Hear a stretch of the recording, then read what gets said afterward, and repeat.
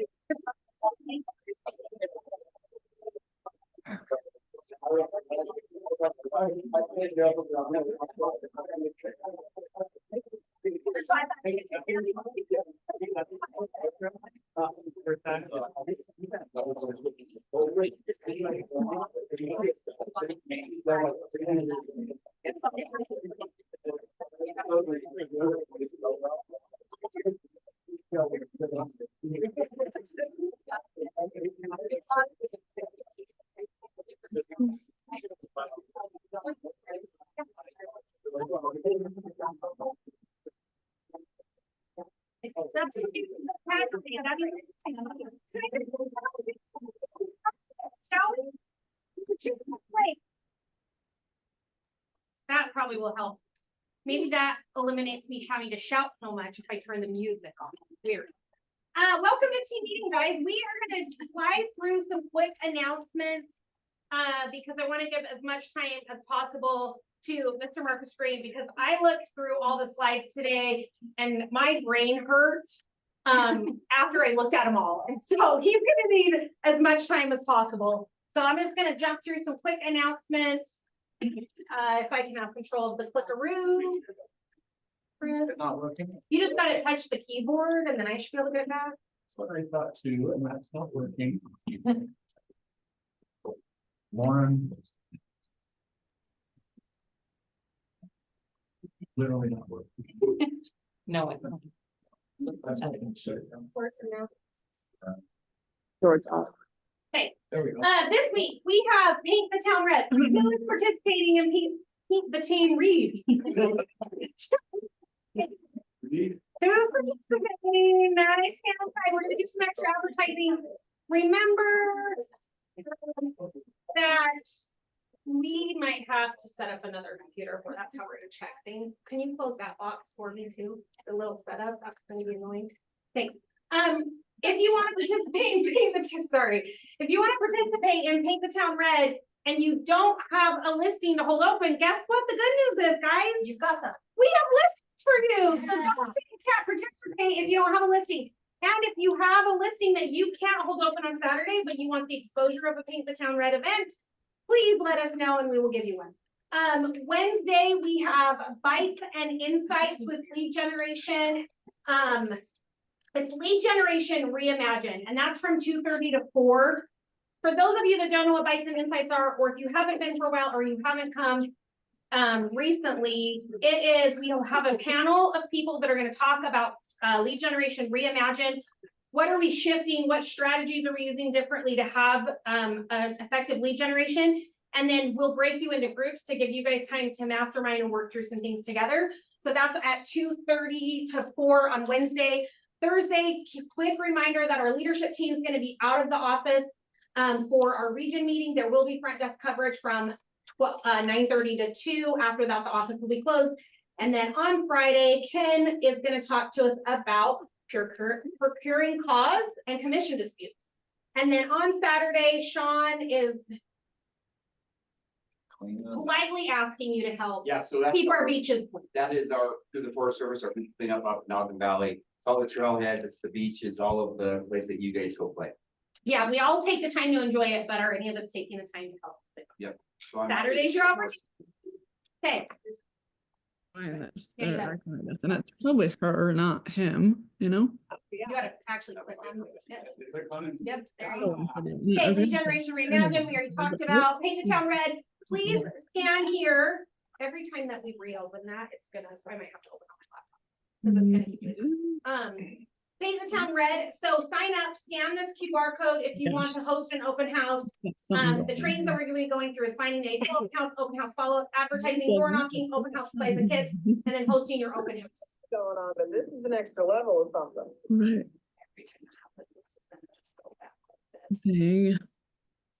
Claudia next Tuesday is going to give us a training on creating a friend in 5 minutes and being a client for a life, generating your client database of first friends and never leaves. If you guys know Claudia, you know that this is very true of her. 5 minutes and you can't help but love her, even if you don't want to. Within 4 minutes and 28 seconds. I tried so hard to You be are accurate, enough. it just doesn't work. Okay, so don't miss that.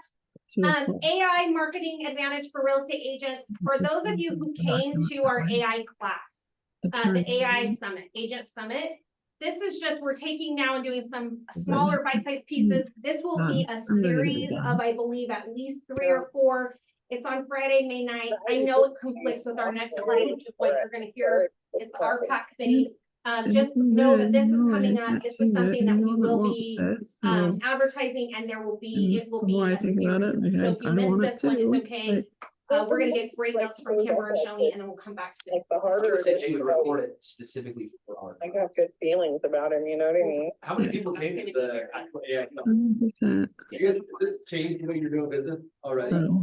It's changed how I'm doing business significantly. I think it's I looking have really an good. appointment at 4:00 in the Real morning. estate, 4:30. we talk about this a lot, and like I joke around about I can't wait to have my Rosie the robot from the Jetsons, those of you that are like I'm know gonna that, go that will cook your food and lab. put on your makeup and all your things, but the reality is like the world that we're living in is shifting, Okay.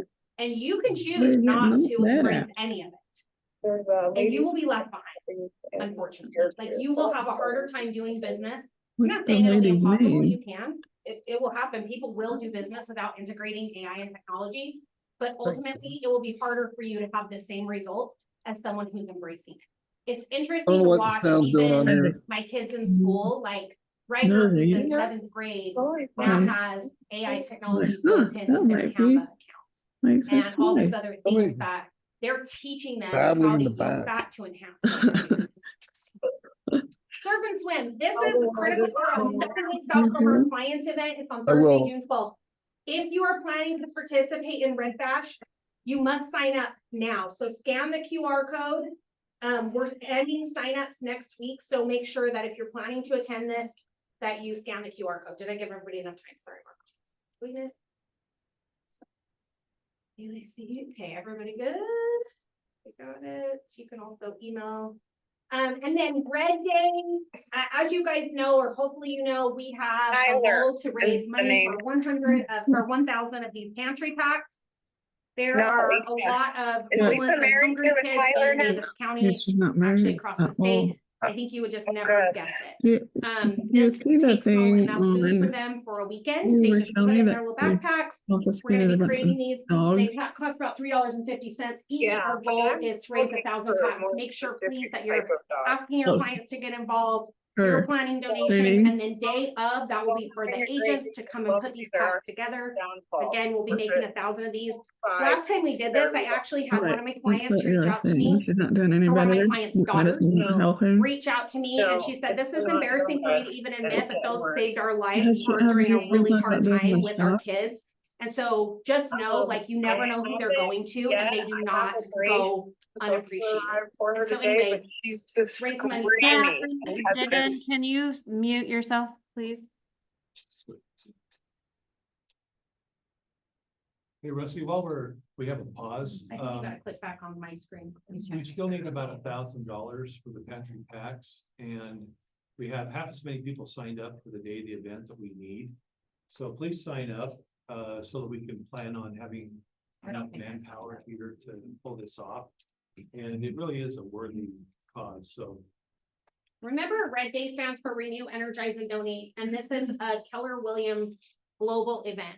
Every single market center will be shutting down on that day to give back in the communities that we live in. It's a unique part of our culture and something that we don't ask you to do a lot. So I agree with Ken. Please sign up. We have a lot of fun. Please consider donating. We always have fun. Yeah, I'll make cookies. We bring fun, and Kaylee's gonna make cookies. Okay, RPAC roundup. You guys have already heard me on my soapbox about RPAC and how important that it is. And it is, I feel like with everything kind of going on with the NAR settlement last year, there was a lot of disconnect with people equating RPAC donations with support of whatever's happening at NAR or wherever else. keep in mind, if you are a realtor, you are in politics. Whether you want to believe that or not, the legislation that is passed, the political agendas of candidates, all of those things impact housing. They impact the affordability, they impact the availability, they impact which projects can go where, and affordability is a huge issue in the state of Utah. So RPAC dollars go towards creating a legislation that's property right friendly, candidates that also support that. So this is a really critical cause. Please don't let any negative feelings about that you may or may not have about NAR or associations or anything else get in the way of you donating to RPAC, because if you guys go back 5 years, if you were in business in 2020, you can thank our RPAC donations for us being considered essential employees, where a lot of states they couldn't. It was actually illegal to hold an open house or things like that. So that's on Friday, May 9th. You should have an email for it. Please sign up and attend. And it's Western themed, and you guys know how much I love a good theme. So I'm going to be there with boots and a hat on. And there's an amazing raffle. And there's a lot of really great raffle prizes. I'm just gonna skip through this, but if you're not listening to the MREA podcast, you're missing out. There's been some incredible ones lately, so what list of those. Mega Camp in Texas is in San Antonio on August 14th or 11th through 14th. Claudia and I are gonna be there eating tacos and drinking margaritas, and you guys should sign up too. They did extend tier 1 pricing till May. And then I'm gonna skip this, we'll come back to it, and then we're gonna let Marcus, Chris, I think is switching slides around. I'm gonna log into my laptop. Be a little bit more efficient there. And then if you guys don't know, does everyone in the room know Marcus Green? No. Who is he? Okay, so Marcus Green is the OP of this office. He's one of the founding partners of Unity, Amicus. He's kind of a big deal. He's an international speaker. I just can't say national anymore. He's now an international speaker and just an all-around great guy. So he's gonna nerd out for us so that we don't have to. Thanks, Marcus. How is it? Good, right? Good, it's nice to see you all. I'm excited to share some data with you, and Rusty's right, I am gonna nerd out on you a little bit. But I'm trying to not just be a nerd anymore. It's hard. Sure. How many of you are nerds? Number nerds? It's hard to not be a number nerd when you're a number nerd. But what I mean by that is I want to make the connection from the data to the relationship. Claudia, I love the class you're teaching. What a perfect title for the class for you. It is about relationships. And so I don't want you to confuse like overwhelming people with data and a relationship, but they work together. And I'm going to talk a little bit about that today. Some of you have seen this before when I talk about that success as a real estate agent. There's a sequence to it. We've heard the term success is sequential, meaning there's one step to another that leads to success. If you looked at a chain, we all know there's a phrase, a chain will break at its weakest what? Link. So I want to think through a real estate agent's business in the form of links of a chain. So if we started here on the very left-hand side and said, we're going to start the first link with lead generation and nurturing that lead, that will move to, hopefully will lead to an appointment. The appointment will hopefully lead to contract to close. Contract to close will lead to gross commission income. And then where you guys have seen me talk about this before, a lot of times I use this in my wealth building classes to help you guys remember part of being a great real estate agent is not just making gross commission income, but it's going to net income and net worth. Normally, when I present this slide, we spend a lot of time talking about this in the conversation. The reason I brought it back into the conversation today is something I'm hearing from a lot of us has to do with not this week link of the chain of going from gross commission income to net income, but I'm hearing a lot of conversation around, man, it's not about just getting the sale going on right now. It's how am I getting into conversation from the lead generation and getting an actual appointment where we're having a needs analysis. So maybe start thinking about the word conversion. So I want to talk about what is conversion for a minute. And I think we've got this in sales, we've got this idea that converting a lead means it automatically goes to a sell. But what I want to think about is where the word conversion originally came from. So before we were using the word conversion in a sales format, we were using the word conversion in two other industries or two other fields. One of them is mathematics and one of them is science. And so I want to give you the definition of conversion from a scientific approach is the transformation of one form of substance, energy, or unit into another. So think about if you put water into an ice tray. Some of you are old enough to remember filling ice trays and putting them in your freezer, right? You put water in the freezer and it wouldn't come out water again, it would come out something else, right? It converted into a different form than it was before. Another way we look at this is mathematically.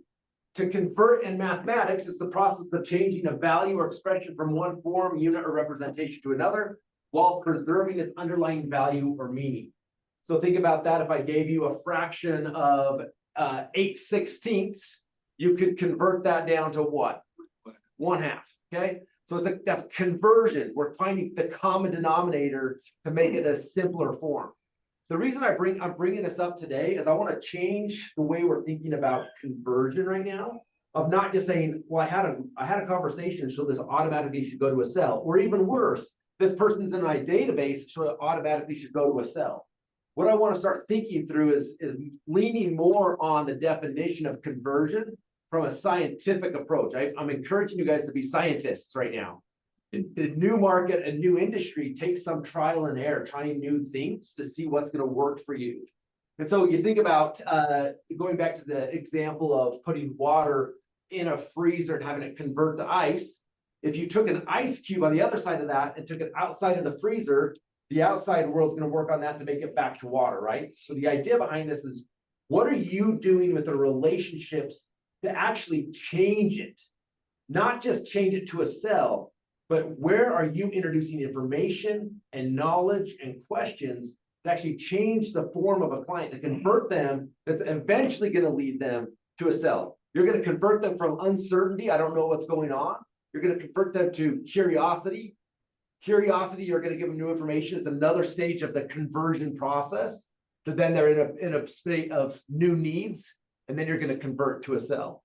So I wanted to kind of lead with this conversation a little bit as we lean into the data today of it's your job to be the catalyst of change, not just convert a cold lead or be surprised when you see somebody in your database post on Facebook that they just had a sell. Okay, so let's use that process. I'm going to give one more analogy, and I debated on which one of these to do, and ultimately ended with both of them, but I will.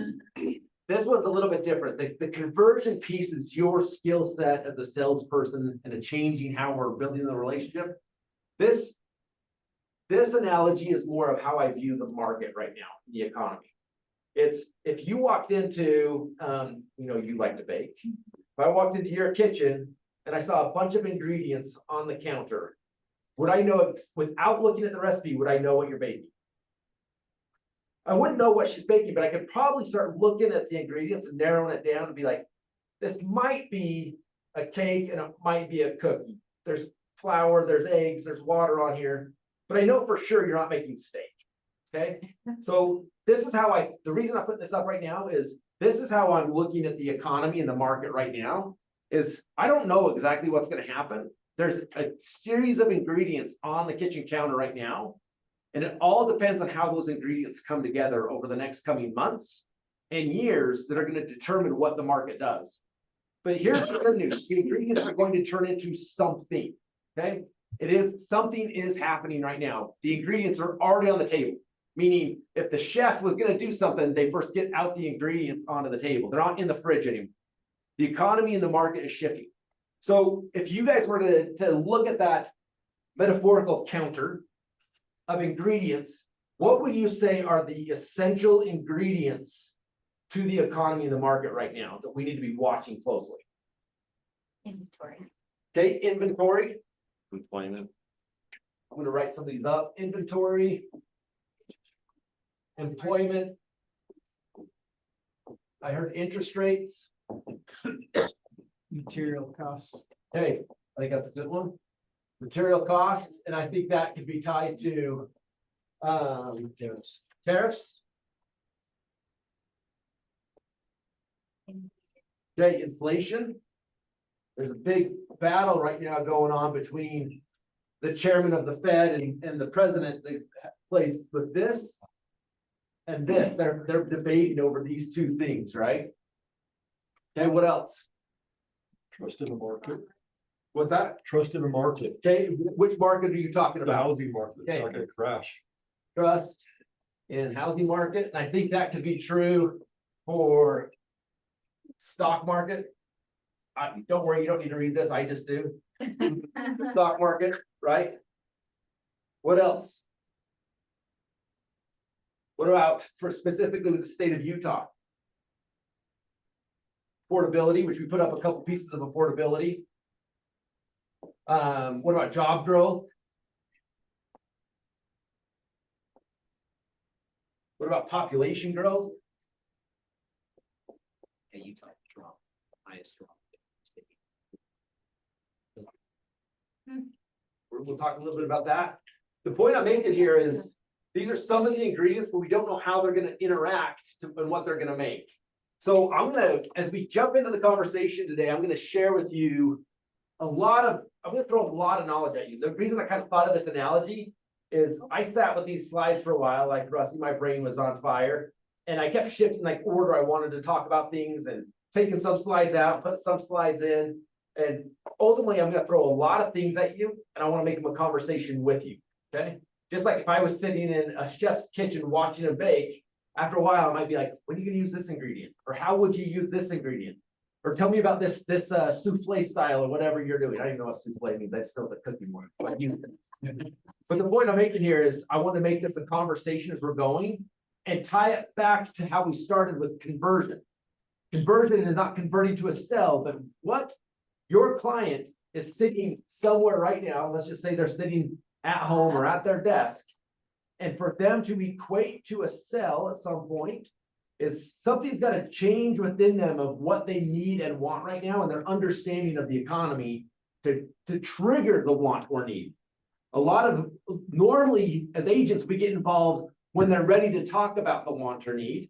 And I think right now there's a lot of people that have this stage before the want or need, but they don't know how to progress from confusion or curiosity to want or need. So our job used to be, oh, good, you want or need something, I can help you get it. Our skill set has to expand to say, I am an expert in this field. We're going to have a conversation so I can convert you potentially to have a conversation on want and need. And then once your want or need comes to the surface, then I'm also going to convert you to the transaction. Is this making sense? Let's play with some data. So I'm going to start with sales. Normally I have the number of closed units and volume kind of farther down in. We start talking more about a global economy. And I kind of reversed it a little bit because I want to talk about where our market's at from a transactional standpoint, and then pull in some of that other data on the back end of this, okay? So if you look at this Utah residential MLS transactions, these are only transactions measured on the MLS. Total sales is the red line, which we'll focus on here, going all the way back to 2010.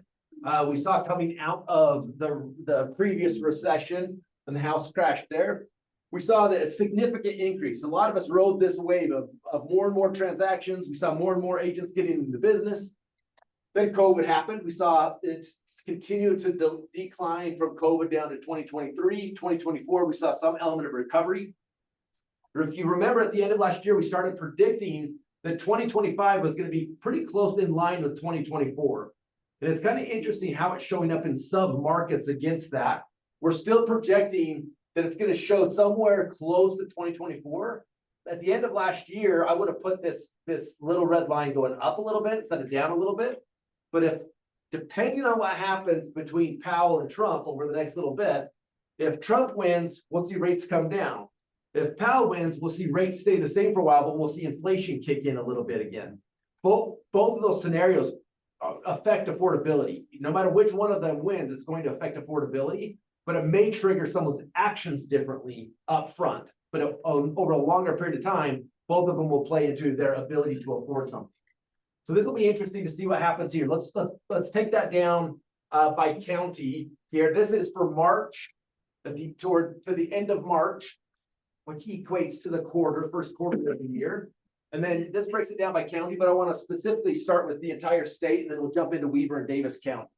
So if you look at the entire state as a percentage of closed sales from March 2024 to March 2025, we're going down 2.8%. And if you look at year to date, so Q1 of 2024 to Q1 of 2025, it's only down 1.6% across the state.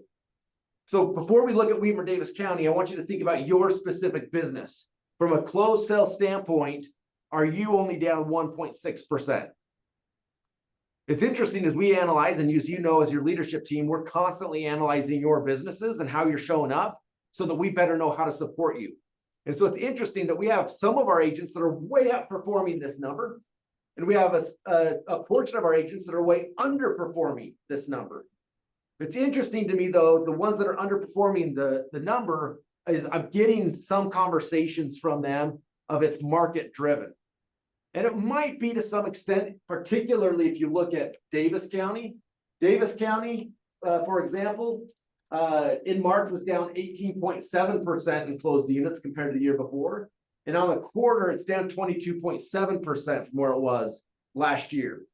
Weber County in March down 18.1%, but through the quarter down 4.1%. So from your perspective, as you look at this, why is Weber and Davis County showing up differently than the averages of the state? Different things are happening in different counties. Hillfield? Okay, different things are happening in different counties. Hillfield, what do you mean by that? Some of the stuff with jobs.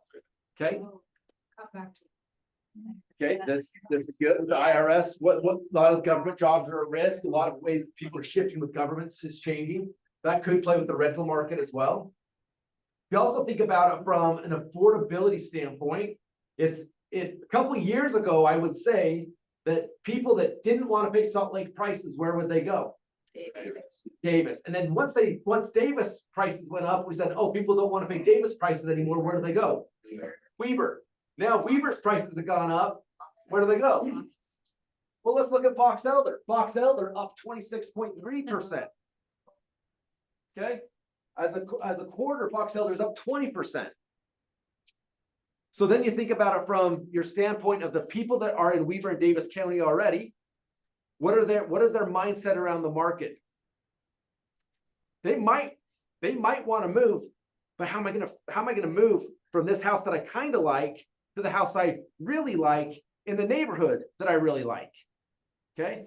So in the end, this goes back to the wants and needs. They've already discounted their wants and needs because they don't see a pathway from where they're at to allowing their want or need to germinate and to flourish.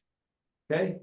But if you came to my house right now and went into my basement, you would think that I'm growing a bunch of weed in my house, and I'm not. But my wife has got really into germinating seeds from scratch. So every time people come downstairs and see the lights and these little plants growing, I'm like, it is not weed, which probably makes them think more it is. But the point I'm making here is the amount of care it takes to get a seed to germinate is a lot. But who's doing that right now? You need to be the one helping them germinate these seeds of curiosity to let it flourish into a want or a need. Okay. A lot of this is the conversation I want you having with them. So we need to get behind the number and get into the psyche. Historically, a couple of years ago, if I would have asked you, how long does someone stay in their house? What would you tell them? 3 to 5 years. Okay, maybe that was even closer to like 8 to 10 years. People say 3 to 5 years. If you go back 5 to 8 years ago, people would say 5 to 7. Today, what is the statistic? 7 to 10 years is the new. People are staying in their houses longer. Is that because people love their houses longer? No, it's because they're looking at it of the cost of change is more than my want of change. Okay. So we need to get into the psyche behind the number of why people are sitting. We might see less movement in Davis County than we've seen before. Weber County will probably still see a higher range of change, which I'll show you here in a second. And then we got to start thinking who in your database now is in Box Elder County and what are the options there? And do you know the options? Because there may be someone in your database that loved Weber County and was Ogden made and may now think, what does Box Elder County have for me now? Okay. So let's look just a little bit closer at Davis County. We were looking at closed sales, but this is where it's interesting because it'd be really easy, particularly if you weren't in this space. Let's guess for a minute that you're either an inexperienced agent or just a consumer in the marketplace. And you heard this one statistic. sales are way down. Sales are down 22% in Davis County. What would be the assumption you make about the market? It's declining. Okay, you would think that the market's declining, right? Either it's a good time to buy or potentially like, oh, that means nobody wants to buy in Davis County, right? If sales are down, that would mean that demand's down. It would be easy for them to say that. But do we know is demand really down? Remember, I've been breaking buyer demand down in two different things over the last couple of years. Do you remember what they are? Buyer ability and buyer desire. Okay, those two things come together to make buyer demand. Is buyer desire still high? Yeah, we're gonna see why buyer desire is high in Utah and will remain high. It's buyer ability that's going on, okay? So, but this is the interesting thing that would be an argument against this, and why you can't look at any statistic on its own. Look at new listings in Davis County. We already know that these numbers show up just a little bit different than the last one. But the year to date is showing that the sales is 22.7%, but new listings year to date is up 10.5% from where it was a year ago. Is that interesting to anybody? So what as an experienced agent that you guys are in this room, what does that start telling you if listings are the number of listings, not this isn't days on the market, this is the number of listings is up, but closed sales are down. People are moving away. Okay, so there's still remember when we talk about wants and needs, there's buyer wants and needs of I want something, and there's also seller wants and needs of I want to sell or I need to sell. We're seeing that that's still the case. There's still people that need to sell. The problem there happening is out of a pool of buyers, getting a pool of buyers that have not the desire, but the ability to pull the trigger on what they're marketing. If it goes long enough that they sit on the market long enough, what could potentially start to happen? Okay, the lister, the person selling their home, then has a new decision to make. It's never mind, it's not worth selling my house because I'm not getting the price I want. I'm going to make do. I'll remodel. I'll stay here. I'll wait for the market to come back, whatever it is. Or what's the other option? I'll drop my prices. Okay, this is one of the things that's sitting on the market as our days on the market increase. Now, one thing I want to be clear with is don't freak out about the days on the market yet. Like we're getting back to normal timeframes of day on the market and months of inventory. Like those of you that have been in business for less than 3 years, you look at that and be like, this is scary. These are on the market a long time. This is actually making our market healthy again. Okay. Now, if that gets to 5 or 6 months of inventory, we'll start seeing price drops happen. Okay. I don't anticipate that will happen because if you look at the overall buyer pool of Utah, which is growing every single day because Utah's population is growing, out of all the buyers, potential buyers, there's a big chunk of them that are pushed out because of buyer ability. Okay, buyer desire, buyer ability, but it doesn't wipe everybody out. There's still a significant amount of people that are, regardless of what interest rates are, particularly if they're coming from a more expensive market, they're okay taking on that higher payment. Okay, so it's interesting to look at the psyche of listings. To me, this is good news that there's sellers that have sat the last couple of years that are now coming they're looking for the conversation. What would it look like if? Ariel. The market's normalized. That I think this is a great point, is what was a crazy market over when the market feels crazy, people tend to take a step back and say, I will wait and see. Now we've seen interest rates higher for over a year now, a couple of years now. Now they're like, oh, this is the new normal. I'm going to dip my toe in here and decide, have the conversation of what I'm going to do. Okay. So if you look at Weber County, same thing. It's sales are down. And if you look how they're trending, year to date, they're down 4.1%. March was down 18% in closed units. But if you look at new listings, March was also up 17% in new listings coming on the market. Year to date up 8.7. So again, I would ask the question, with your agent business, are your listing consultations, which I know you're all measuring because we measure our numbers, right? Are your listing consultations for the year up at least 17%? Yes. Awesome. I love that. I'm going to assume you're not speaking for everybody here though, or else we'd see more listings coming through the office. So the point I'm making here is it's too easy. It's too easy for us. And your brain is trained ever since you were little that if things are not going exactly your way, your brain wants to justify a reason why not. And 90% of the time, the story your brain comes up with is not a reality. So this is part of, I'm spending a lot of time right now thinking through perspective and different, the reason I started with mathematical and scientific explanations, I'm actually studying math and science at a deep level right now to understand principles that I can then apply to sales. The point I'm making with this is when your brain says, well, your business is down because of X, X might be true to some element, but it might not be all the way correlated to the result. The point I'm making is somebody's winning the business right now. It deserves to be you. Is it you? And if it's not you, why is it? You do deserve it. Don't go down the path of you don't deserve it. You deserve it. It's because you're not taking a step before the want and need. You don't feel comfortable creating the conversion conversation from curiosity to want and need. Rusty, please make a big comment about it.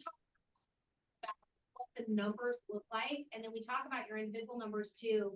And I would challenge you, while you're looking at your numbers tell the story.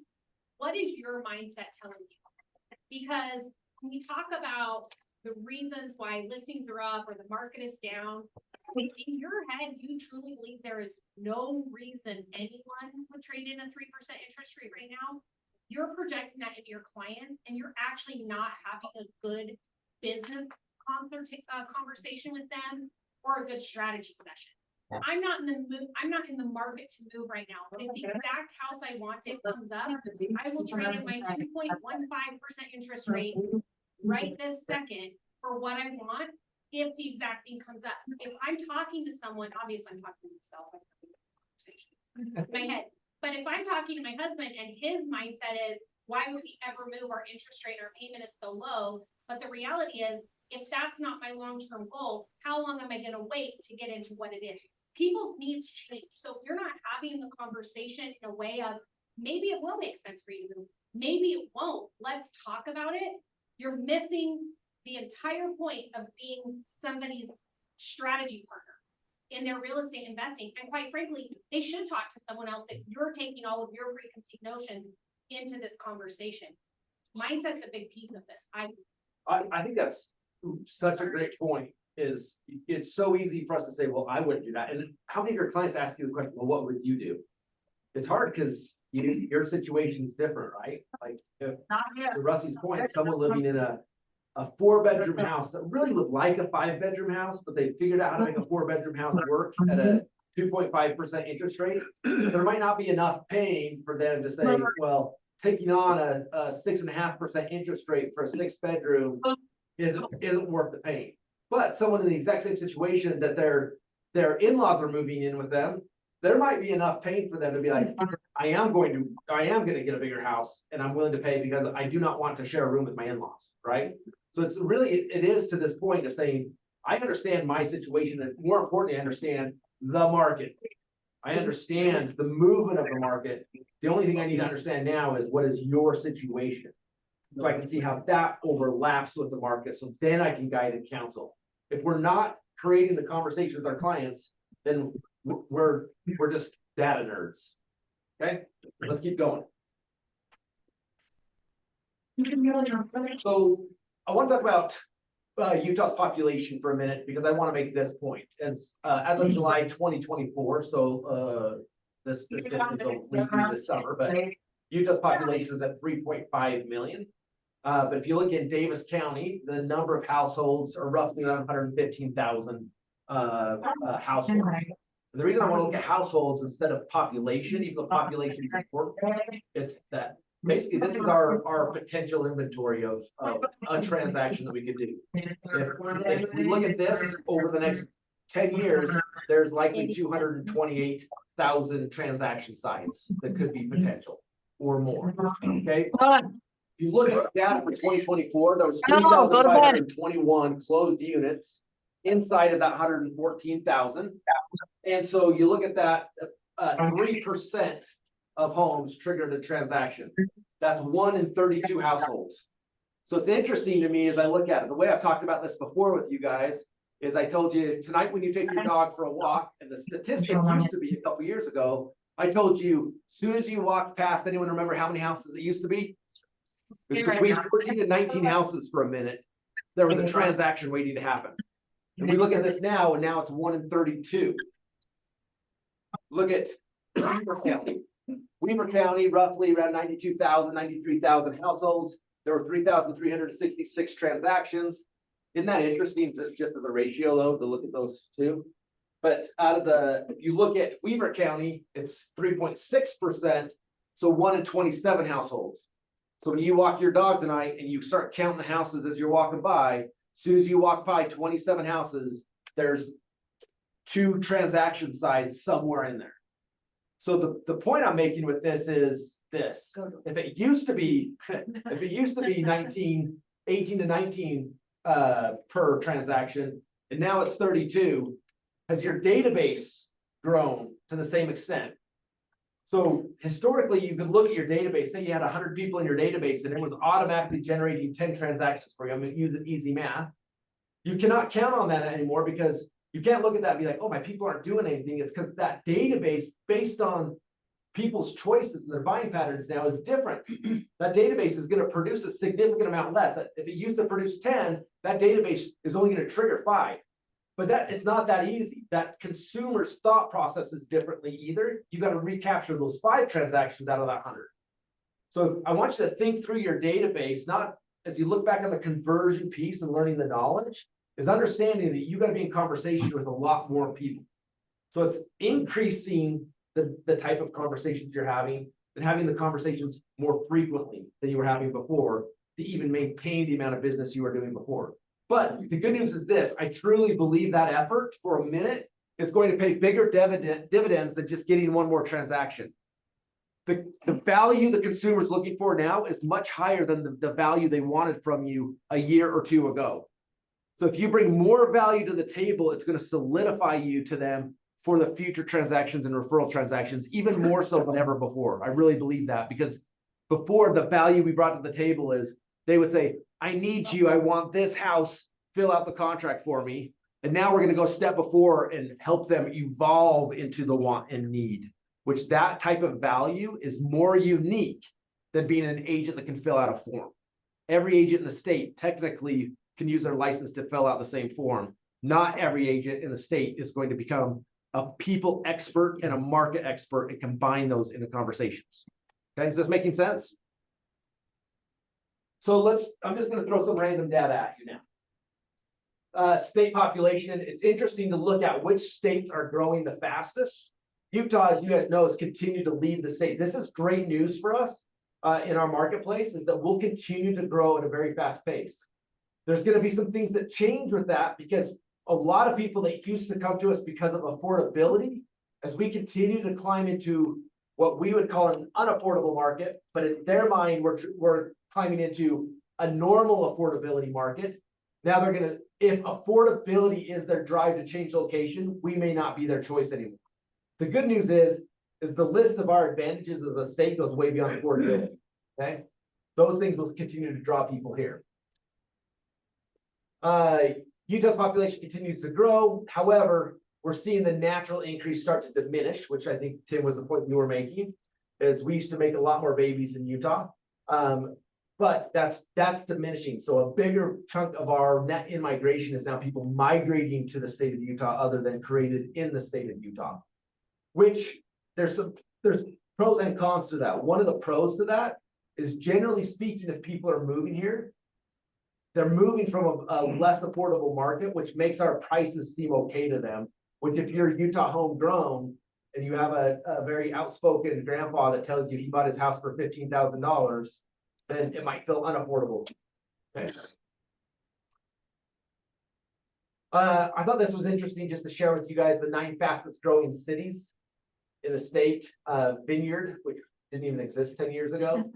But interesting that out of all of these, not one of them is necessarily in our market of Weber and Davis County. West Haven.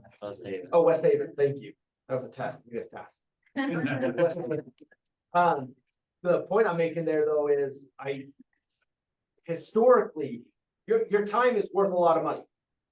The point I'm making here is, if these other markets are growing at a faster rate, should you be aware of what's going on in those markets, and maybe in this market, be willing to drive another 20 minutes to serve a client, then maybe a couple of years ago, you're like, I'm not going to South Salt Lake and dealing with traffic. This year, you might be willing to do that, okay? It's interesting to know where the money moves and where the migration is coming to. So where are new Utahns coming from? It's always funny to hear someone not from Utah say Utahns, but they come up Utonians and all sorts of stuff. But where are the new Utahns coming from? Interesting to see, not really surprising to see, from California. Arizona and Idaho are our top three in migration. As opposed to that, where are Utahns going? It's interesting. That it's also California, Arizona, but Colorado instead of Idaho. Please. Can I ask a question? The 4.7, I remember at the state of the market that the NWAOR put on, he mentioned the 4.7, but he couldn't figure out why. He Here? couldn't tell us what brought those people here. Did you have any, like, I think that's Virginia, West Virginia, right? I don't know. Vermont. Oh, okay. So what's got these? I'm a design. Virginia was 5.5. I don't know what the connection is there. I don't know. Here's the point I want to make with this though, is a lot of us are in our databases have past buyers and sellers. We have our kids, mountain bike team parents that we've met at the events in our database. But we see a significant amount of transactions coming inside the state from somewhere else. So would it make sense for you to have some connections with an agent in Arizona? Would it make sense for you to have some relationships with some top producing agents in California? It would be really easy for you to build a relationship because particularly look at California and Arizona, which, by the way, my team's in Arizona. I would love any of your referrals down there. And a lot of you have served me and helped me that way. But the point I'm making here is by building a relationship there, it's really easy to maintain that relationship. Marcus, can I make an announcement? Sorry, my chat's blowing up. If you're on Zoom and you're not muted, please mute yourself. I sent a few messages in chat, so hopefully you're listening. Please mute yourself. There's some distracting noises happening online. Sorry. I didn't hear it. You can't hear us. Are they bad talking to me? Yes. One thought about the 4.7 question.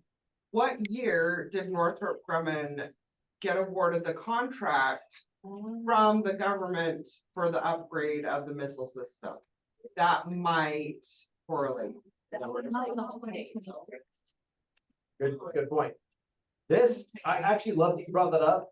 This is an example of what I want, where I want your brains going is don't just look at a number and say, oh, well, now I have that number in my arsenal. That used to work. Now it's why. Because then if you understand that, then I would start like, if that was my thought process, I would start going through this process. All right, who do I know at that company? How do I find people that work here there? Because if they know people here, they probably know who's moving here next. How do I connect with the supervisor? Like, this is where my brain would start going. How do I become the first call from anyone from Vermont if 4.7% of our growth is going to come from there? Okay? So over the next 10 years, the biggest growth is going to happen in Cheyenne, Montana, and Nebraska. With that company? Yeah. So this is, then I would take that step further. Do I have an agent partner in Montana? Do I have an agent partner? Because I'm not going to go tell that Montana agent to go build a relationship. I'm going to own the relationship and get paid a referral fee on all of them.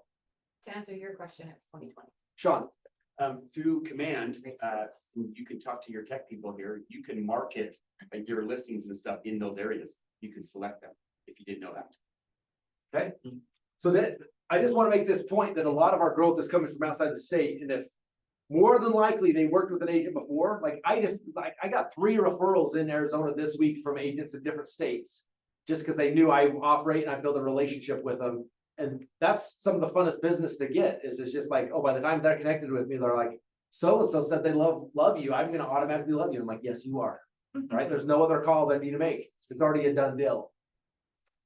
Let's jump into affordability conversation for a minute. So this is interesting to look at the median single family sales price by state. They list the top 10. Utah is now getting on a list of higher median sales price. So again, not the highest in the country, but we're on the radar now of a higher median sales price, which before, this was one of our biggest draws, is we were a super affordable state. So if you look at housing affordability, three of the markets I track regularly are Utah, Arizona, and California. I know this is a little bit small right here, but Utah is at a 76. Now, let me explain what 76 means. An affordability of exactly 100 suggests that it's a perfectly affordable market. The way they look at a perfectly affordable market is they take the median income and they take 30% of that and say, if all 30% of that was needed to pay for a mortgage payment on a median priced home at today's rates, how much of it would it be able to cover? Anything below 100 suggests that it needs more than 30% of the median income. Anything over 100 would suggest that it's a very affordable market, meaning there's money left over. That you only need maybe 25 or 20% of that money to pay for it. So if we look at this, that we're ranked right now at a 76, which means it takes more than 30% of the median income in Utah to maintain a median priced home at today's interest rates. So something would have to change for the affordability to go back to 100 in the state of Utah. What are the three levers on affordability? Interest rate, income, pricing, okay? Any one of those or a combination of them need to move to change affordability. Now, the one that even in an economy where interest rates and pricing are kind of at a stalemate, the one that's slowly creeping up in Utah is income. Because of the type of people that are moving to Utah and the jobs that are being created in Utah are naturally pushing the income higher, okay? So it would be interesting to see how this shakes out over the next couple of years, but this won't keep all buyers. This will keep some buyers from buying. This will not keep all buyers from buying, because someone would rather come here, move out of a $800,000 condo in California to buy a $550,000 home with a yard in Utah and be willing to pay a little, it won't feel like a higher price than what they're paying in a higher priced condo in California. So these transactions still will happen. We just got to know what it is. The US, it's interesting right now, the US is at 102, meaning from the White House, they're looking at it saying, well, don't do anything for a minute. We're a perfectly affordable market. Okay. They're looking at it saying it's 100. That's right where we want to be. But if you look at some of the states that have massive outmigration, like Detroit, Chicago, like those places are experiencing price decreases right now. You talk about days on the market is significantly higher than what we're experiencing there. California, that data is wrong. Make sure you sign for the second sheet. And on Zoom, I've got you unless you have not. It's interesting, Arizona is at 66. It's interesting that the Arizona market swings way harder than the Utah market. It's interesting to look at that. The difference is Arizona has a harder time keeping up with employment and income like Utah does.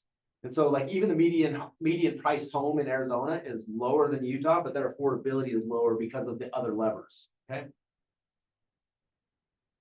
So it's interesting to look at, again, this is US affordability of what it's been historically. Again, if you think back to 2010, that was a long time ago now.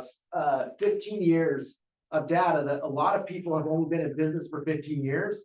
We feel like these type of affordability numbers are normal, where it's like, oh yeah, everyone can afford a home. Like it's easy to get into a home. In fact, buy a couple of them, right? This decade of time is not normal if you look at long-term history. This is part of what we need to do is re-educate our clients of what is normal in a real estate market and look at longer historical trends. Because if we're comparing anything back over the last 10 years, it's really easy to make a case of why not. Okay. Utah affordability, same thing. If you look back, it's interesting that even if you look back to here where it's 147, 159, if you looked at Arizona at this time, this is when I went down and started buying houses in Arizona. It was like 185, 190 was the affordability down there. So like the prices were significantly cheaper there, but still our affordability was high. We saw it bounce along till COVID. And then this is where there was a huge infusion of money into the marketplace. The people started feeling a little bit more wealthy than they may have been. And we saw prices skyrocket. The challenge is even though pricing may have gone up without the statistical backing of why, because there's so much pent up demand, it's not gonna recover back to what it was. Okay, unless the ingredients on the counter come together in a unlikely way and create a market crash. I don't see that happening in Utah, but the ingredients are on the table that it could happen, okay? Any questions so far?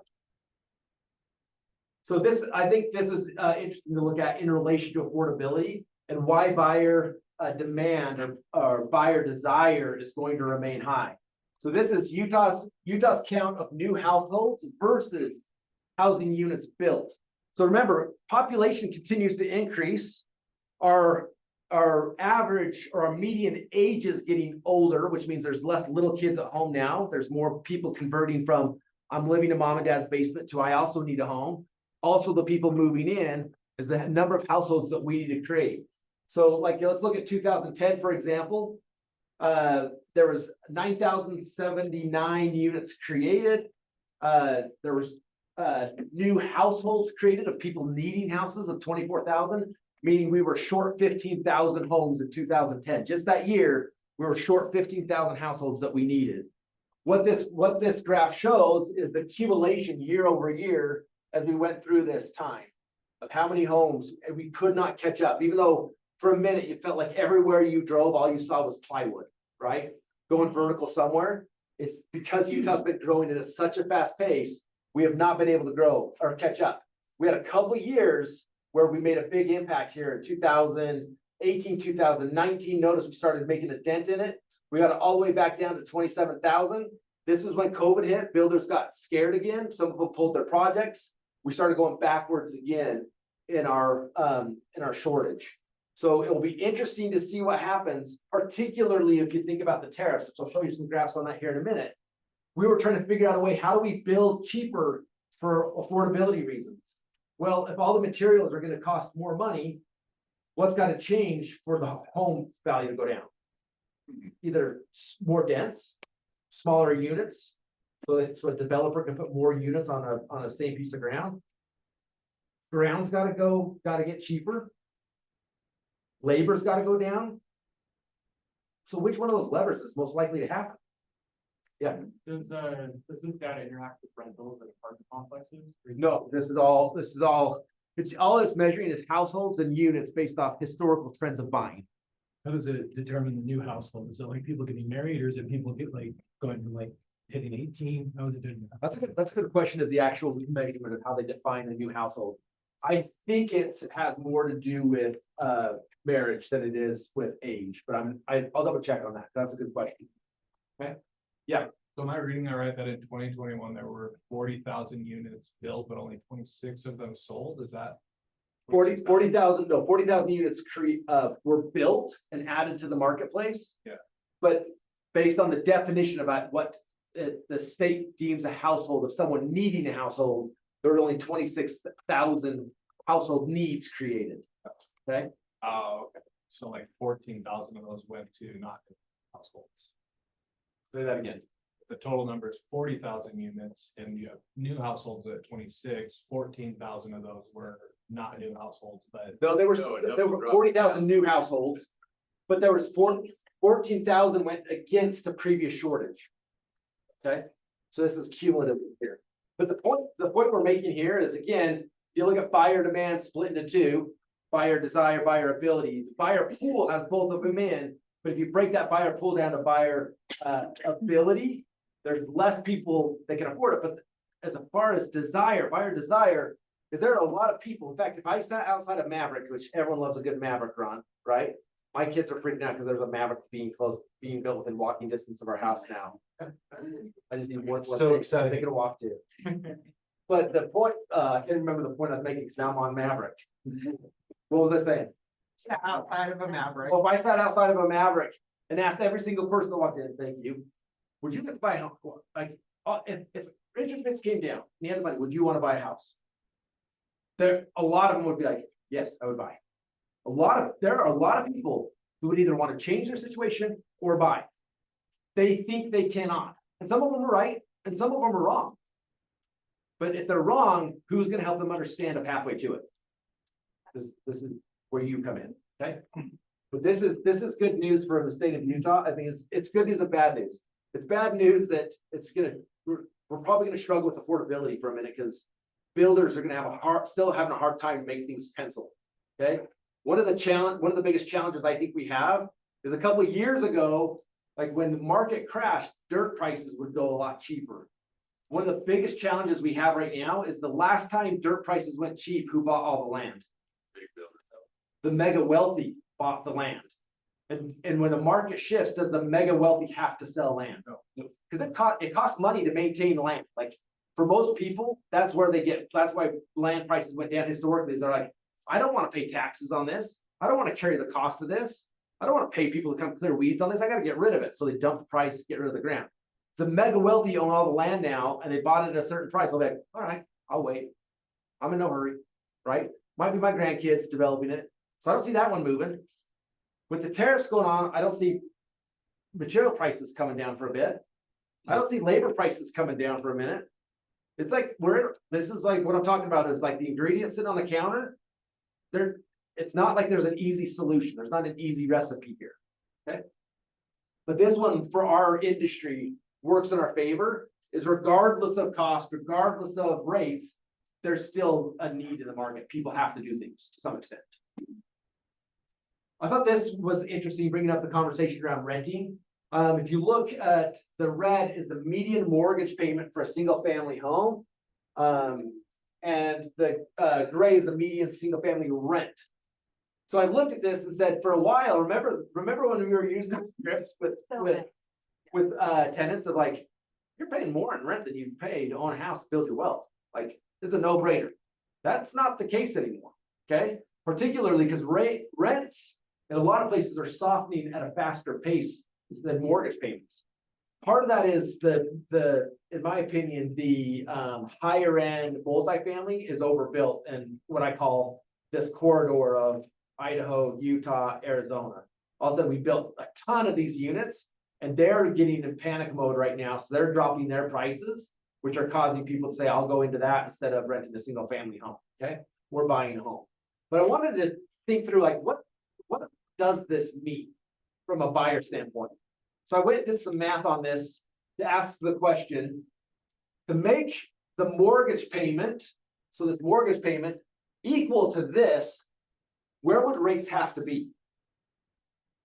So I did the math to look at this, to make this mortgage payment on a median priced home on a 30-year mortgage. So the mortgage payment was $2,166 on an 80% loan to value. The interest rate would have to be 4.54%.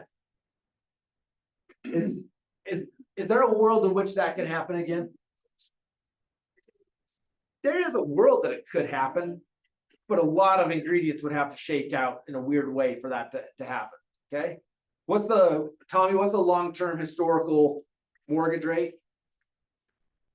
Somewhere in that 6.5%, right? Long-term. There's a couple different measurements on it. So maybe we'll get back into the 5s. But the point I'm making here is if I was consulting a buyer and said, yeah, likelihood we're not going to get back to that price from a mortgage standpoint, but there's a good chance it might get to $2,500, $2,600 a month, or there might be some loan programs that come out over time. The challenge you then run is if you continue to forecast this graph out over here, let's say 25, 26, 27, 28. We're out here at 2028 now, and we were going to forecast this graph out, and we overlaid median home prices over this. Regardless of what else is going on, what do we anticipate will happen from an appreciation standpoint in the state of Utah? They'll continue to go up, not at the double digits that we've been playing at over the last couple of years, thank goodness, right? But more than likely, we're going to continue to have a 4 to 6% appreciation, that the home price is going to continue to go up through that time. But mortgage rates may stay the same, or they may come down. But at some point, it may make more sense to buy here, let the appreciation go up, and change your rate over time. Okay. Tommy, will you come join me for a minute? Yep. If any of you don't know Tommy, you should. Hey, Marcus. Yeah, I just wanted to add something to that. please. Just in the spirit of the meeting of kind of boosting business, in other metros, about 40% of their commissions are made up of residential leasing. just a twist on this is we're always pushing people in to buy houses. I just pulled it up a second ago. There's about 150 residential leases on the MLS. Other metros have 150,000. That's right. I would really redirect businesses. Residential real estate's not the only way to make money. I think great point. Residential leasing's huge. Just another one, like everybody says head south, I say go north.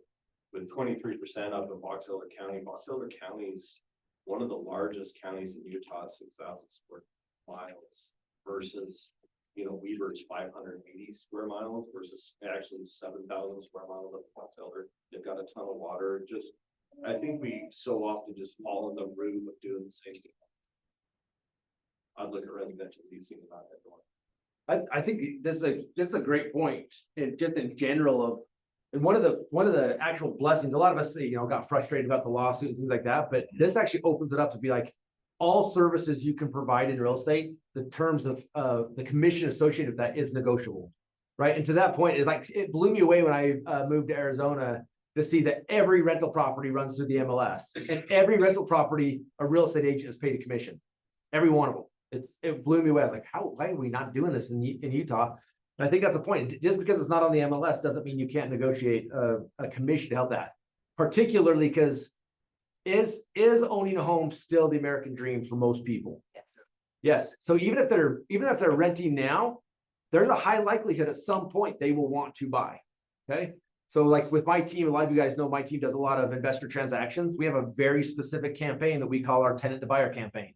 And the tenant to buyer campaign is not like this is a 3-month conversion. It's sometimes a 3 to 6 year conversion of rent, repair your credit, rent, repair your credit, rent, repair your credit, and then they become a buyer, right?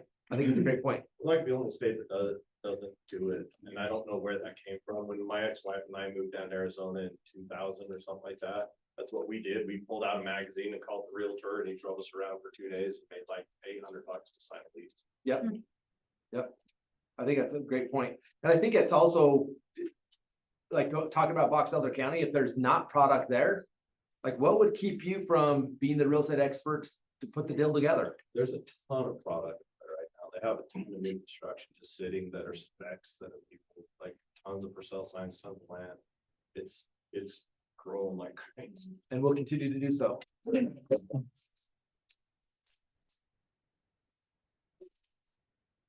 of traffic.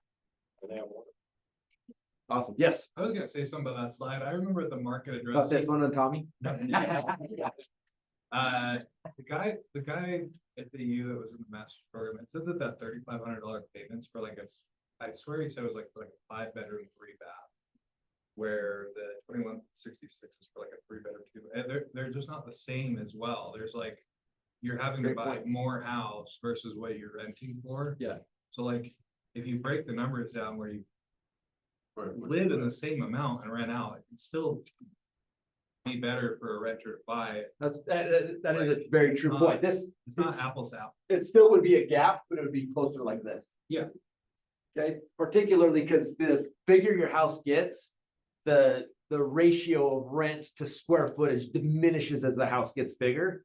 But this is a great point because this is only as measuring median mortgage payment versus median rent payment. Generally speaking, you see 4 bedrooms less in the rent pool where the median priced home takes into account all the 5-6 bedroom homes as well. So that's a really good point. Okay. So if any of you haven't worked with Tommy yet, Tommy's my partner in Unity Home Loans. Several of you in the room are agents that own the mortgage company with us.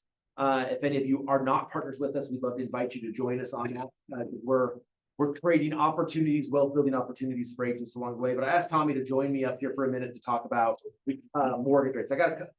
You talk to us for a minute, then I got a couple slides that I want you to stay up on. Yeah.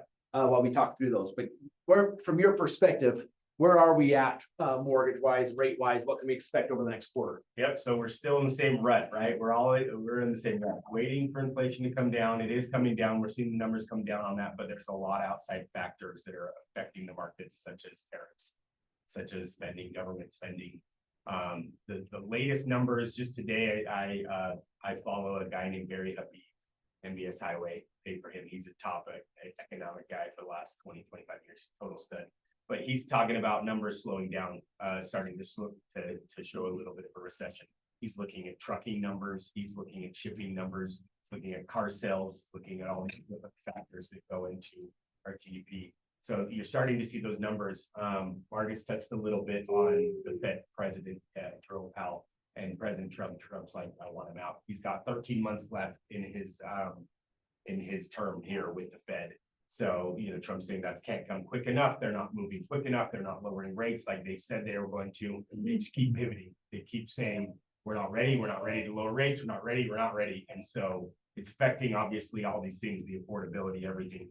But as you guys know out there, sales are happening. People are making it work. We have deals that, you know, guys moving from Tooele with his family because he wants a different school district, and he's paying off all of his debt and only gonna have a mortgage payment, and that's gonna put him probably in a better spot here locally, in better schools with his kids. They're making it work. We're doing a 1-year buy down, 2-year buy down, getting seller concessions. We're seeing a lot of seller concessions still out there. So builders are doing that to try to incentivize people to get into their product. They're gonna have a lot of stuff going on moving forward with tariffs, material costs, those things. I personally think things are gonna shift to residential more versus a new build, just because I think their costs are gonna go up, prices on their stuff's gonna be higher. But yeah, I think you guys can continue to educate your clients that that's kind of what we're seeing. The good thing is if we do go into a mini recession, that usually means rates will come down. So that's the silver lining on a recession, obviously, with everything else that comes with that. But yeah, we're seeing rates kind of stuck in this mid sixes. We saw them come down, tariffs hit, markets didn't really like those, didn't know how to digest that info. There was a lot of people that had large numbers in treasury that had to maybe sell those off, and there was a sell-off in the treasury bonds, etc. So we're just trying to digest it all, and I think, you know, there can be light at the end of the tunnel. If we do see a recession, we can see rates come down. We see maybe a different Fed president come in and start to try to drop those rates down. So Awesome. And then one of the programs that we were running, if we help one of your clients get into a home and rates come down, we'll do the refi. At what's our reduction on the back end? So yeah, no cost for lender fees on lender fees. So we cut all our lender fees on that for 5 years. So a lot of people are doing that, offering that, but yeah, we want to offer that to your clients as well. So then they know that we're here to help them. Unity's growing a ton. We had our biggest month last month. We just hired 2 new processors. We've added, they're very experienced. They know what they're doing. They're in the process now and moving loans through. So we're super excited about it. We're super excited about our partners and supporting you guys and growing something really cool that you guys have ownership in. So Stay here for a second, because as I talked through a couple of these mortgage slides, if you have any comments, jump in on it. I thought this one was interesting. This is the lock-in effect, interest rates of existing mortgages in Utah. And you can see that red gap there are all the existing mortgages that are sitting at less than 3%. Black is people that are hold mortgages between 3 to 4%. And then obviously it starts going up the lighter gray you get. But it's interesting to look at that the psyche of a potential seller here is different than the psyche of a potential seller here, right? They're thinking about different things. They're thinking about like all they're thinking about is interest rates, but could someone help them run the numbers out to say, well, the money you would save by not moving is this, the money you wouldn't, and this is where a great loan officer partner like Tommy could help get involved in that conversation, help forecast that out and help run the numbers instead of just being like, yep, we got products, we can do the loan. Rate forecast. There's so many different rate forecasts out there. I can see a world in which we play in the 5s again. I don't know if we'll see 4s again. Okay. I thought this was interesting. National mortgage rates. 74% of mortgages have rates of 5% or less across the country, which is interesting. So it's got to be the need or the want has to be a pretty big want for some of the people, but the need is still a need. A need still could trigger a sell. Okay. 80.1% of mortgages have rates of 5% or less in Utah. So this is the difference. 74 nationally, 80% in Utah. Then real quickly, I just want to touch on foreclosure because this is interesting. One explanation of increased listings, decreased sales could be that people are getting in financial underwater on their homes. the number of foreclosures, even though it is a little bit higher than it was in 2024, it's really not, it's negligible about the increase. Like people are more equity rich than they've ever been right now. That being said, people's consumer spending patterns are the highest they've ever been too. So if the economy doesn't get better, their income doesn't get better, but their spending habits don't change, they'll max out their cards. Once their cards are maxed, where will they go? The equity in their home, which they'll have to do a refi or a second or something to that extent. Once the equity's gone in their home, that's when it will trigger the foreclosure process. So it's just interesting. There's going to be some decisions made in the gap from I'm financially strapped to they have more decisions from I'm financially strapped to I need to get foreclosed on than there was before. That gap, what used to look like this for people, there's more decisions they have to make because there's equity buildup. But we're finding more and more people finding themselves in the decision-making mode of what are my options here, okay? That's what I was gonna hit on. How many people do you hear say, oh, I have a 2% mortgage, right? I have 3, everybody wants to tell you that, right? Well, I have a 3% mortgage, but get to know them better. Well, what other challenges are you having right now? Oh, my car payment's so high and I have all this credit card debt. My kids are going to college and I need some help to alleviate all this stuff. Well, then be the expert there. Well, can you get a second mortgage? Can you refi? What if we paid off all your debt and put you in a smaller house? And look at those numbers and be able to be that financial expert, because if you can, that's gonna help people to achieve those things they need. Sometimes they can even sell that house, upgrade, get the higher interest rate, use that equity to pay off all their debt, and they're still paying less monthly than. Exactly. I had some folks in Layton that cut almost $2,500 off of what they were paying monthly, and they've got 3 times the amount of house that they had, and probably 6 times the amount of interest rate they had, but Yeah. they're in a much better They're situation. in a better month. That's exactly right. And most people are sitting at the counter that the pieces of those puzzle are on the counter, they don't know how to put them together. So it's our job to open the conversation to look at that. And a great way to do that is the old Zig Ziglar Phil Felt Found routine. And this is a great example of, I give them the example of somebody else that just went through it, of something you may have not have considered, is I just helped Mary and Joe Johnson do this exact same thing. And they found that by buying a new house at a higher interest rate, but eliminating debt through the process, actually reduced their own, even though it felt like their mortgage payment was higher, their overall debt payments were lower through the process. It might be worth the exercise to go through with your debt. Let's look at it, right? But it feels different to say somebody else did this and it was a win for them, then you should do this because I'm telling you to. Okay. I think that's a path you guys should take. If you have any clients that say winter the rate's gonna drop, that's the next thing you need to go into, right? Like, Yeah. what are your other expenses? What does your debt look like? What's your part, you know? what is- A lot of them don't realize that a lot of their other debt is variable, which means they might have, when they signed up for the credit card, they might have thought it was 14%. But when they look at it today, it's 29%. Okay. And so a lot of them don't realize they're racking up credit card debt and they don't like it, but they think they're paying a much lower interest rate than they really are. And their overall blended rate with everything is way higher than that interest rate just on the house. So something to think about. Last comment I'll make on this, for any of you that are not currently partners with us in the mortgage company or the title company, we would love to have you partners with us. You're already doing the business. We'd love to send you a dividend check every year and be a partner with us on that. If any of you are interested in learning more of how we're doing it and what it looks like, we do have a meeting via Zoom on Wednesday, May 7th to talk about what that looks like to partner with us. We'd love to have you guys. Tommy, thank you. Thank you.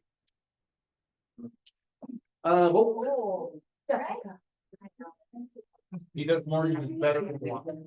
That would have been awesome. If you don't talk a lot of good. Sorry. So I charged up. I had to tell myself earlier. So we're gonna keep moving here because I've said a lot of words and kind of fastly. Quickly. It's interesting just to look at this. This outlines where institutional buyers own. Institutional ownership is companies that have 1,000 homes or more in their inventory. Salt Lake and Ogden are both on the list. So 6.4% of homes in Ogden are owned by institutional buyers. Some of the things that are on Capitol Hill right now are going to force some of these institutional buyers to reduce some of their inventory or limit what they can buy moving forward. So there's some interesting things that could happen that could create more inventory. It's going to affect our market, but not nearly like some of these up, like Las Vegas is 11.5% of homes are owned by institutional buyers. This is another one that I think is really interesting for us to think through over the next decade. Is baby boomers hold half of all US wealth. In all wealth, cash, securities, real estate. And a lot of them are thinking through right now is how do I transfer wealth in the best way for my kids? And this is a big conversation for a lot of them right now. This is really small, but if you look at this, the great wealth transfer, millennials and Gen X's are expected to inherit $84 trillion by 2045. What I'm not telling you is to go marry a baby or a even though that could be a good retirement strategy.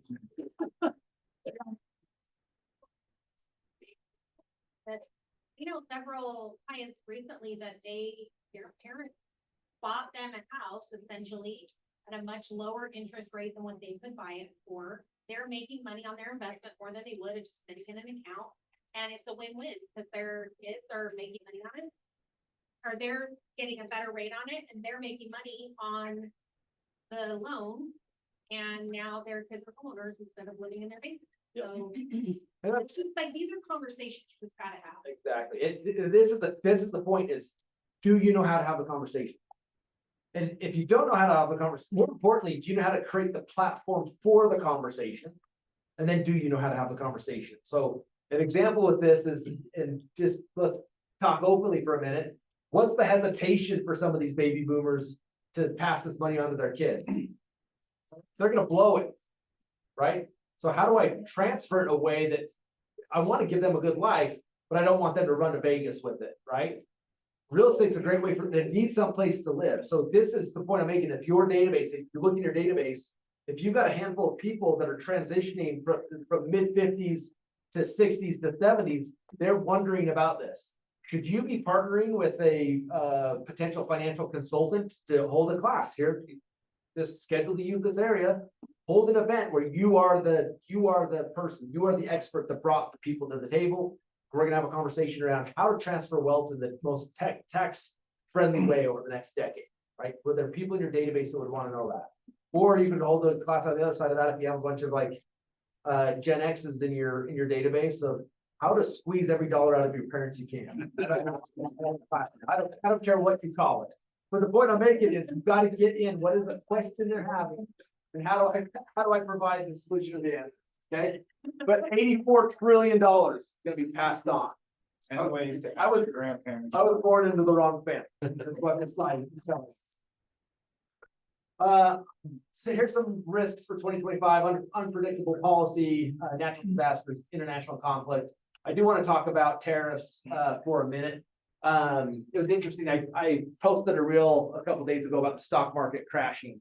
And how many people were freaking out about it, saying that the tariffs caused this. And the tariffs, if you watch the video, is I had a balloon called the stock market and I popped the balloon.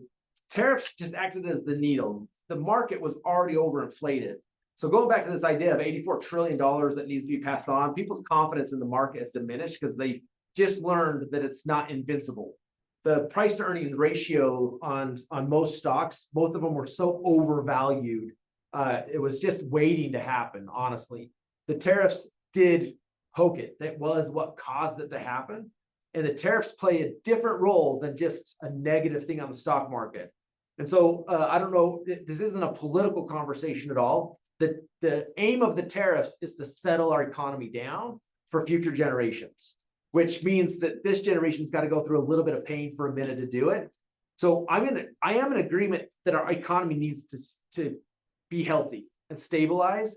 I'm not necessarily in agreement with exactly the strategy on a lot of it, but that's outside of my control. But we need to have a long game from a business standpoint of what does this mean? It means my kids someday will possibly be able to afford a house, or my grandkids will be able to possibly afford a house.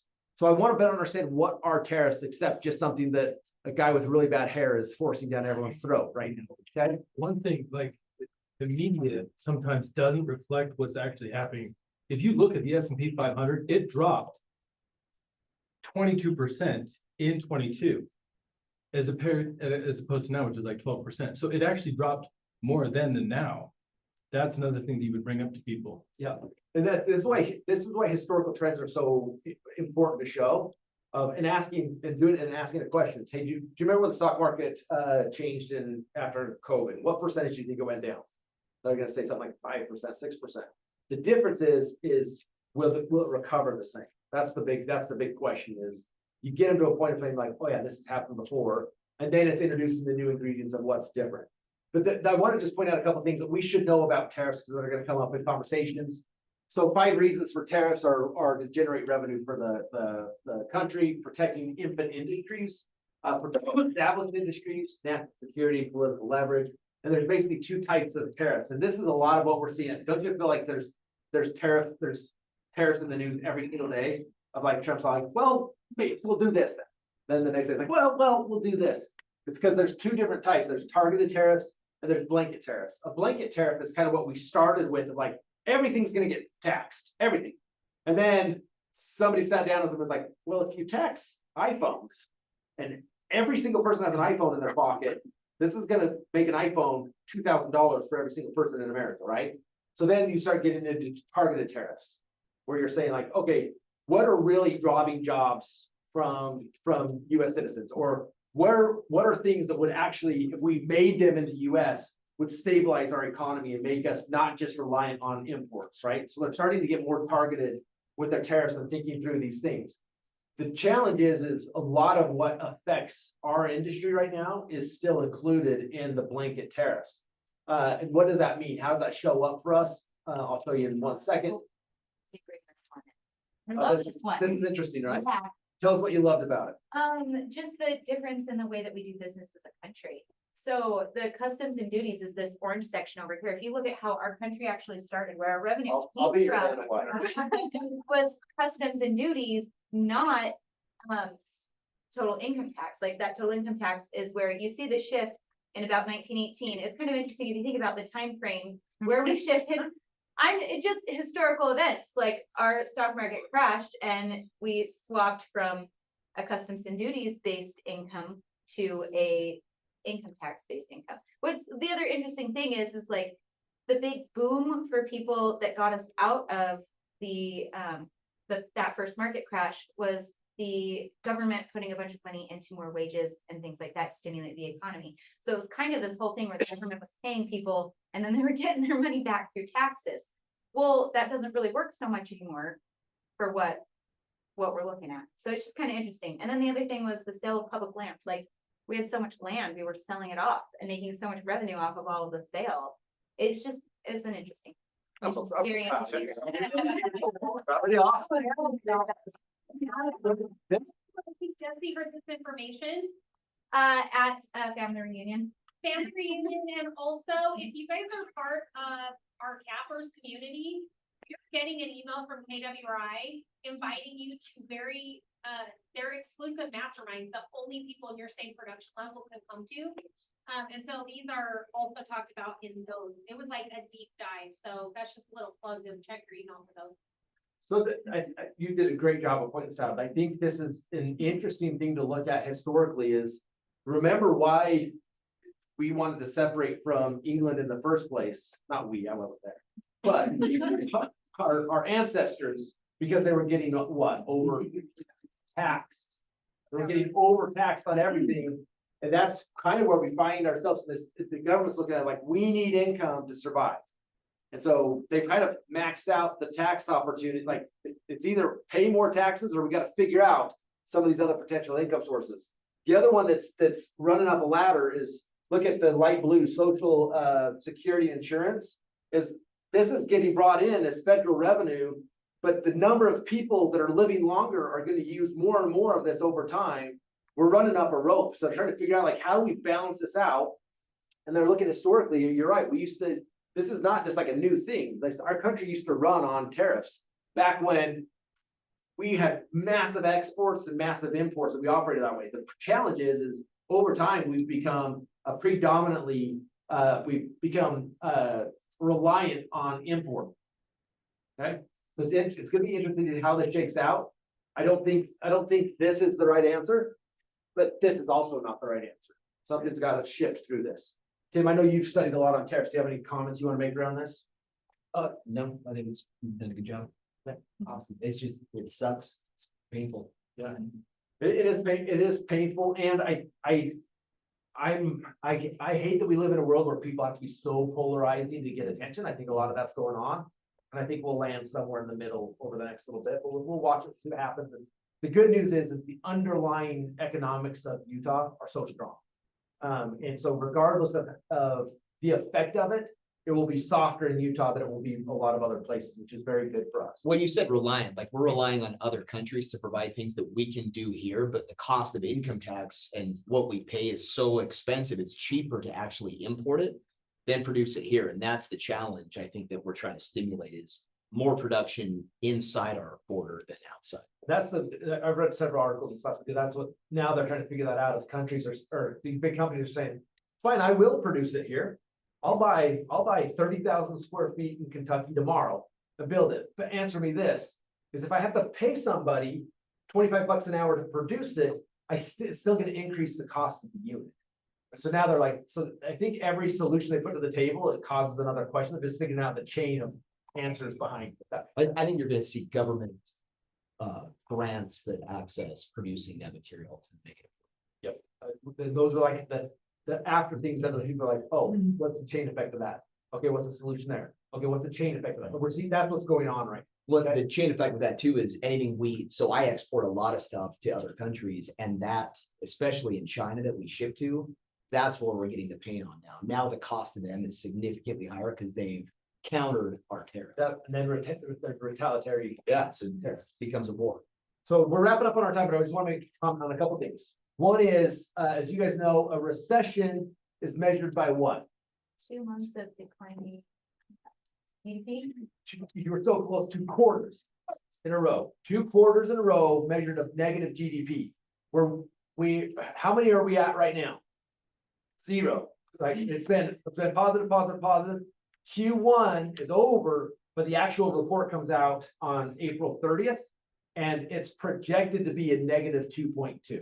Okay, so even now we're hearing the tariffs and stuff coming to the news now. We've already seen things happen first quarter that more than likely we'll see a negative GDP Q1 report, which still doesn't put us into a recession unless Q2 is also a negative GDP, which is very likely based on the tariffs and things that are going on now, which will put us into an official recession, which that's kind of what Jerome Powell's kind of waiting for him to say, like, now I'm comfortable reducing the rates, where Trump's like saying, the writing's on the wall, let's reduce rates. He's trying to accelerate that, and Jerome Powell's holding on a little bit with that, okay? So we'll see, but it's coming together. We'll see what happens. The trick is if you hold on too long, and then you've created momentum down, the recession could be harder than we anticipate, other than coming and kind of balancing out and like kind of finding what they call a soft landing. Okay, but a recession generally means falling mortgage rates. A recession does not mean falling prices, particularly in Utah. Okay, so something to keep in mind. I had a bunch of other data in here that I'll share with you guys. Did I see one of my bringers? Looking at the slides, I was It's like, just all the oh, boy. colors. That's good. We don't have enough time in this meeting. Last thing I want to invite you to a class I'm teaching here in this office on May 13th. I'm going to start doing a series that I'm just calling Growth with Green, a growth code with green. That's my last name. That sounds kind of cool. Well, the whole premise behind it is going to be based off the questions I'm getting from you. Because I get a lot of really great questions from you, and we have great one-on-one conversations. What I'm going to do is kind of pay attention to that, and I'm going to come here and we're going to focus on, as you know, our value proposition as a brokerage is to help you grow 3 ways. Number 1 is to grow your business. Number 2 is to help you grow your personal development. Number 3 is to help you grow your personal wealth.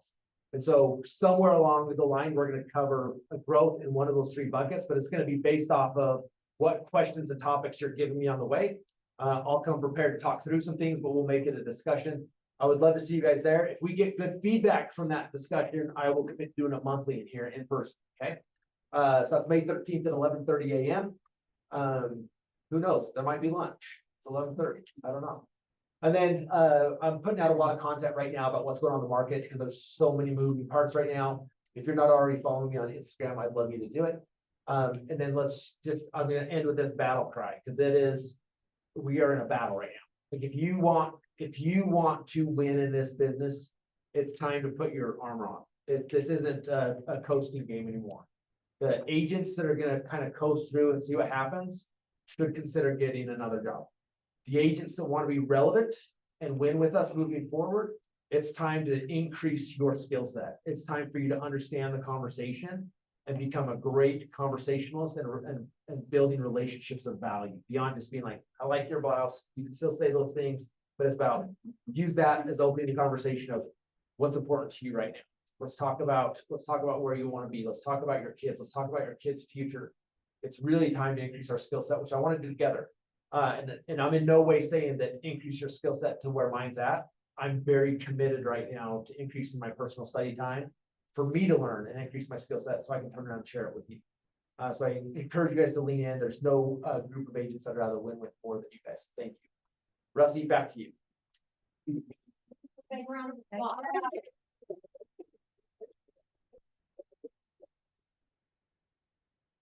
Thank you. Does everybody feel a little bit more empowered to be able to go and have a meaningful conversation about what's happening in the market? Okay, so this is really the whole point of these quarterly market updates. There is a lot of data and it can be interpreted a lot of different ways, and how it looks for Justin in his situation, it might look different for Mikhail in his situation.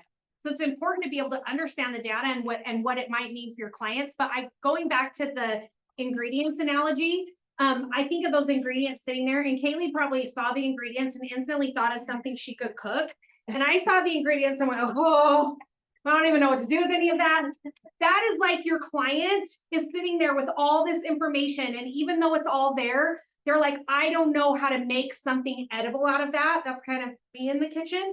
And Kaylee, as the expert in that scenario, would be able to say, hey, I know you don't know how to make something edible, but let me show you that if you add the flour to the water and some sugar, it's probably gonna make some dough. Yeah, put some egg. Some egg, it's gonna make something, right? So that's your job, is to be the expert to say what there is. But if you just leave them on their own to interpret what you think that's gonna look like, that's where that disconnect's gonna come from. So please do not shy away from having the conversations. It's more critical than ever that you're having conversations with people. They're getting information from somewhere. Would you rather it come from you as the expert, or would you rather it come from whatever they're seeing on whatever news channel that they're listening to and going into panic, we can't do anything mode, right? I think that's what a lot of people are doing right now. So anyway, Marcus had to run because he is catching a flight to go celebrate his team. I think they're going to I think they got recognized as the top team in Arizona or something. So that's where he left to. But Brian was Silverback. I don't know if any of you guys have met Brian yet. He's newer to this area. You probably, he doesn't look much like Jessica. No. You know Jessica, same great company, amazing new rep. So Brian, I'm gonna let you take over. Thank you. Yeah, so Jessica took a position with, it's a commercial HVAC. They do like the hydro cooling for big data centers. So I was real estate. It was really, when she told me about it, I was like, oh, wow, that's kind of interesting. So we wish her the best. So my name is Brian Miyazaki. I've been with Silverback about 2.5 years now, covering Salt Lake County. I am absorbing Davis Weber area for now, and it will probably be long-term. We're still debating what we're going to do moving forward. When Jess told us, you know, it gives us an opportunity to take a look at our company and see how we want to move forward. So, so as an introduction, how many of you're probably all familiar with Silverback, right? Jess has been here probably quite a few times. You probably know our basic plans.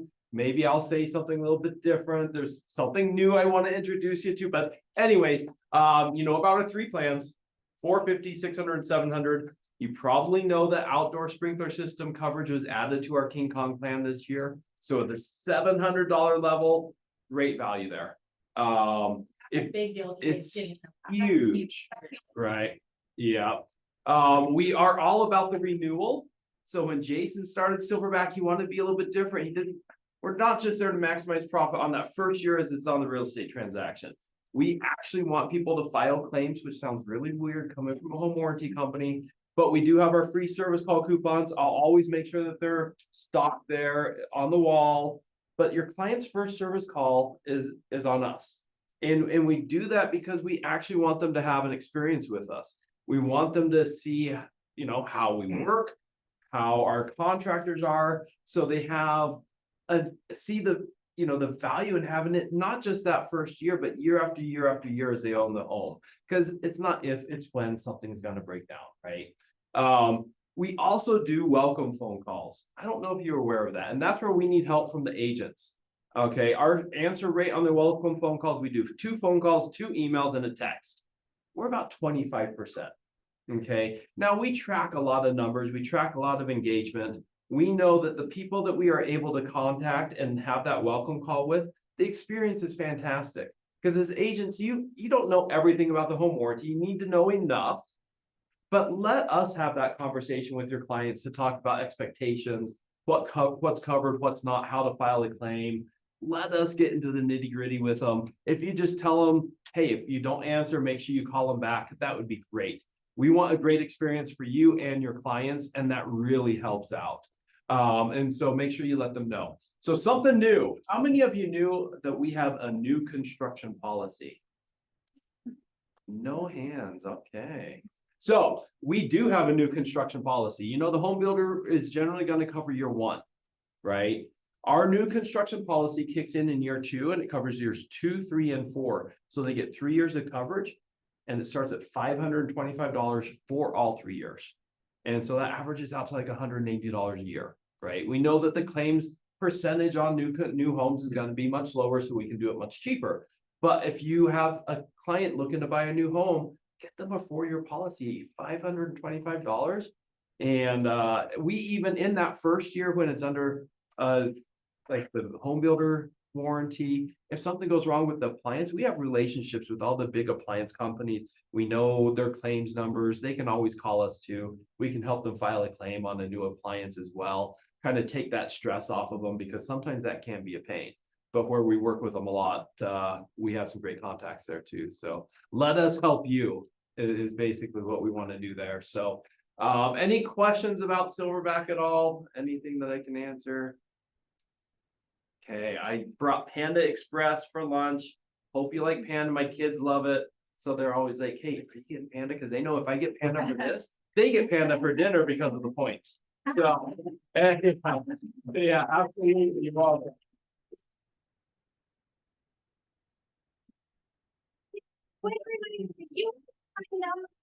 To get the slides, I'm not gonna remember if you were in the room. So you need to put your name on here if you did it. I'm just gonna set it. You're just gonna take it first. So I'm gonna send it through. Also, if you guys missed our little clothing exchange that Claudia helped us put together, we actually put the clothes, they're in an office right around the corner. So there's men's clothes and women's clothes. Take whatever you want. There's a lot of nice stuff in there. So anyway, don't forget to shop the other people's closets just down the hall.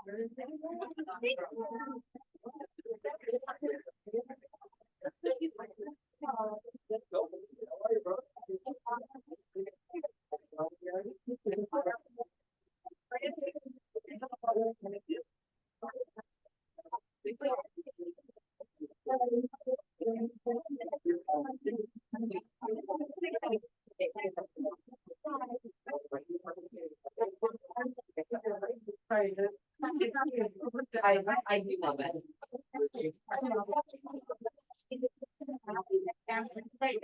Yeah. But that was kind of like, wow.